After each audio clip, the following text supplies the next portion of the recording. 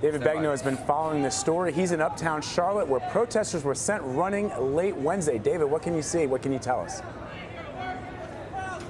Vlad, you've got a line right here of police in riot gear. They just gave two announcements, one in English and one in Spanish, telling everyone to leave the area. Here's the line of protesters that are facing them, many cursing at them, others flicking them the finger, if you will, but most being very defiant, not wanting to leave. You might hear the helicopter above me that is hovering right now. We are at South College and East 4th Street right now. We ain't got I shit. haven't seen anyone acting violently, so to speak. For the most part, a lot of people are smiling, and you get the sense that for some of them this is fun. And so here come the police. What they do is they march toward you, is they beat their baton on their shield that they have as they march in unison.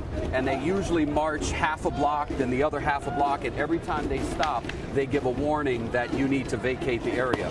We are moving back, and not sure what that was, but I think that was coming. Okay, now, Alyssa, be careful, Alyssa. So you'll see that someone threw what appeared to be a bottle or maybe a plastic bottle at police officers.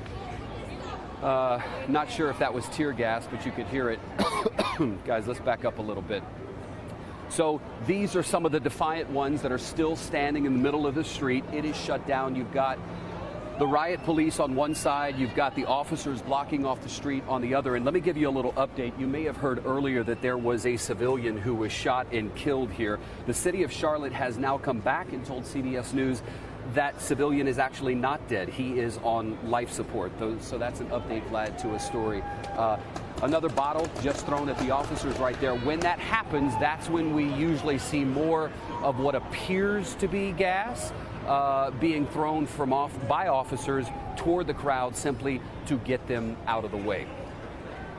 And David, as we can see, the crowds have gotten significantly smaller, but as you pointed out, there are people throwing things at the police officers, and it appears to our eyes here that the officers are displaying remarkable restraint because, as you've pointed out, they are standing there, standing steady. They are showing strength, but they're not really showing any kind of aggressive moves unless someone throws something at them. No, you're right. I mean, look, one thing about riot police is they are unflinching. I mean, they don't move. Are you starting to feel it? A little tear gas there. We actually don't have gas masks with us right now. But at any rate, yeah, they are unflinching. I mean, these are guys who come out. Now, look, they are in heavy gear, right? So they have everything needed to protect themselves, including the bulletproof vest. It's an impressive get up. Watch your back step. Watch your back step. Somebody right behind me. All right, here's what I want to do. I want to get off the street to the side, just in case, so at least we are on a sidewalk and not in the middle of a roadway. So, Vlad, we are coming up on, as I check the clock here, we're coming up on 11 o'clock Eastern Time, Charlotte, North Carolina. Again, I would say there's probably, I don't know, 20, 25 people. You've got a half dozen, maybe 12 people. Ooh, that gas is really starting to get to me now. About 12 still standing in the street right now, defying orders to get out of the road. I would guesstimate you've probably got 75 police officers from one side of the street to the other, and their intention is to move these people out of the way. I have not seen any arrests being done right now. We did hear that the governor of North Carolina, Pat McCrory, has authorized state troopers here in North Carolina to be sent to Charlotte at the request of the police chief. Alyssa, you're good if you want to focus on the crowd.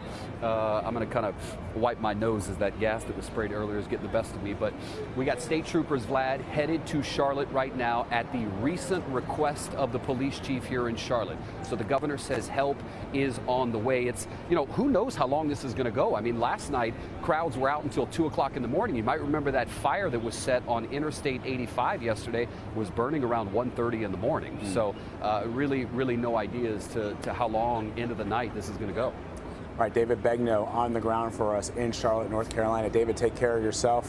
Be careful with that tear gas and with some of the protesters there. We thank you for your reporting. Thank you, Vlad.